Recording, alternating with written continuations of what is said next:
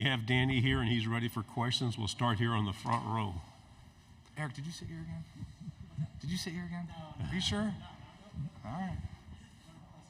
Hey, Danny. What's up? Hi, Danny. AP Stedham, AP and Kelly, as we see at syndicated radio. What type of defense did you have to play to compete in the SEC from what you've seen on film? You got to be very physical. Obviously, in the SEC, the games are won in the trenches. I think we've already had that mindset, since spring ball, since, kind of as soon as the season ended. We had to get bigger, faster, and stronger. I think up front, we've done a phenomenal job this offseason of doing everything we do to be able to compete at that level. Stay on the front row right here. You guys are almost all the way through summer workouts. How have they been going for you guys?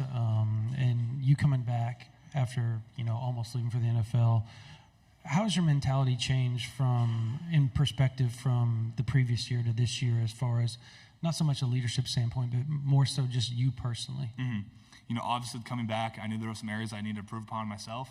I think you have every opportunity every single day to make the most of it. I think when you wake up, you kind of have to know how you're going to get better. You have to have a plan. You have to know what you're going to do.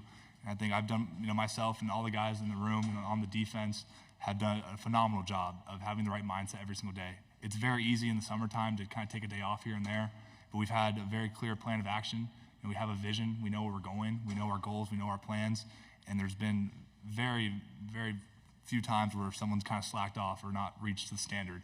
And if there is, there's automatic correction from the leaders. And I think I'm impressed with how big that group of guys has gotten, of guys that you can trust that are going to uphold the standard every single day. And I'm just proud of it because, how it was when Coach V got here is not how it is, to this day.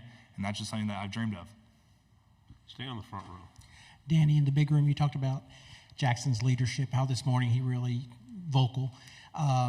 Think back to when you were young. When did that leadership really pick up for you as a young leader, at that trigger point for you? And it's really seemed to kick in for Jackson. Just can you take me back to when you found that leadership role as a young player? And is it nice to see that with Danny? Yeah, Jackson.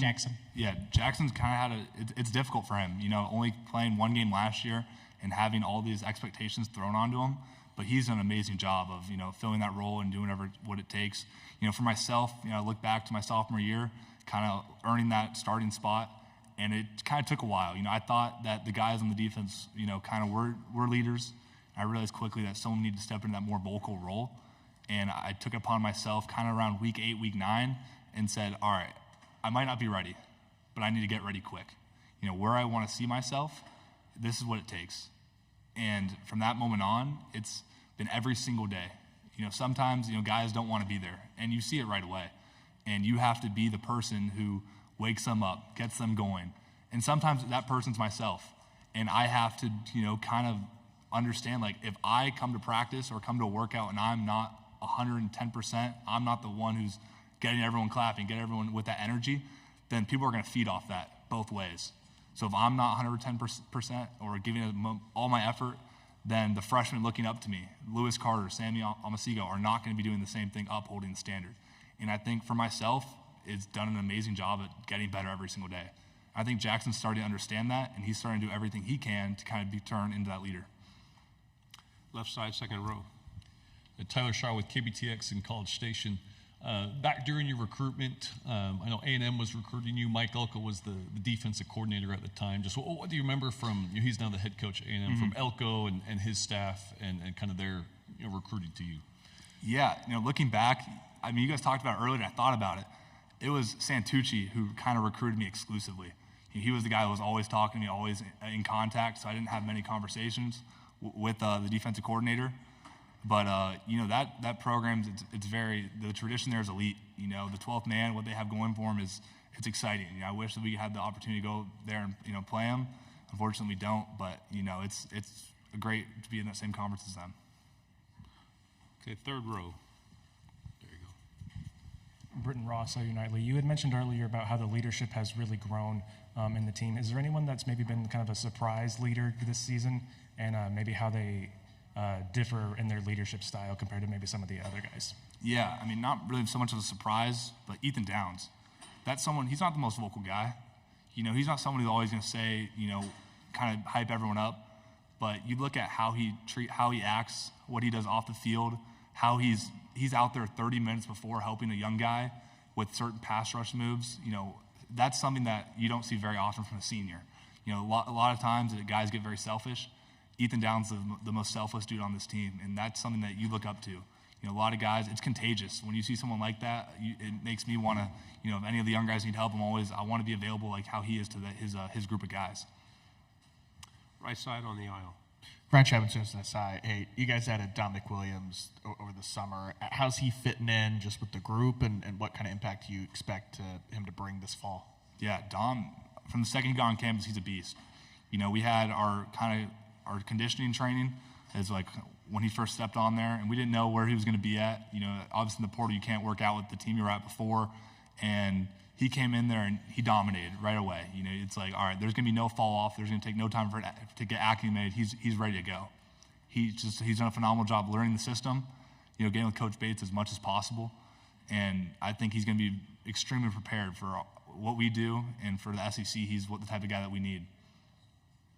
Right here on the aisle, left side.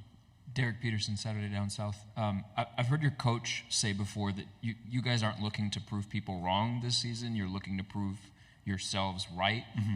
Can you just speak to what that means to you and what that means to the defense? Yeah, when you look at our team, you know, we're not outside in. You know, everything starts from us. You know, we obviously we kind of block out that noise. We know when it's great, the noise are the best thing ever. You know, everyone loves what they're saying about you. As soon as adversity comes, you know, obviously those same people are quick to turn on you. And I think you look at our team, you know, we know what we're capable of. And like he said before, we got to prove ourselves right. And that comes from every single day. It comes from every single workout. You have to prove yourself right. And then eventually you've seen so much growth, seen so much progress that it comes to fruition. Right side, back row. Jeff Howell, Horns 24/7. Danny, going back to the Texas game last year, Coach Venables talked about building this program off of toughness, playing with the physical edge. Not just the year-over-year result, but the way you guys won the Texas game, forcing turnovers, had the big goal line stand. How much for you guys did that validate that you're headed in the right direction, you know, with this program, building it in the way, the kind of that mold Coach Venables wants to build it? Yeah, absolutely. When you look at a game like that, you know, you get a sense of, like you said, validation. It's huge. You know, when you're able to perform the biggest of stages, you know, come out there, especially after 2 years ago, what happened on that field, you know, it's painful. And you have to use that pain, use that anger, use how you felt that game as motivation. You know, and to this day, you know, we have a lot of guys that haven't experienced that. And so us older guys have to be able to give out that motivation, you know, to explain, look, it's not like that every single time. Winning's hard, especially where we're going, it's even more difficult. And so every single day the leaders have to kind of, you know, do whatever they can to motivate and give that sense of understanding. Two final questions in the back over here, then right up front.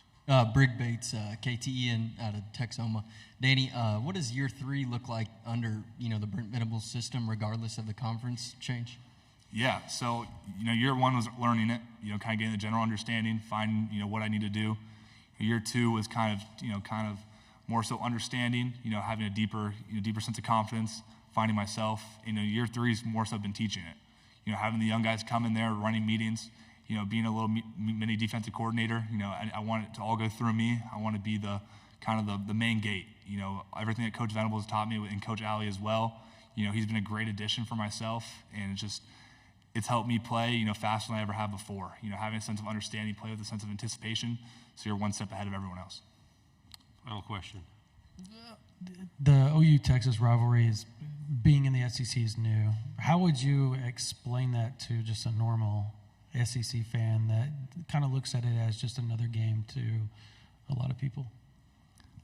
I have a Longhorn tattooed on my body.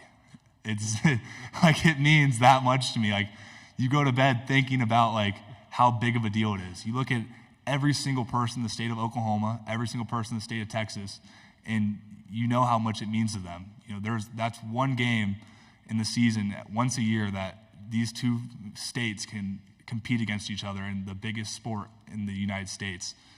And it's going to go on. It went on long before me. It's going to go on long after me. I get a little piece of that shine to prove myself and to prove my state right. Great answer. Thank you very much. Thank you.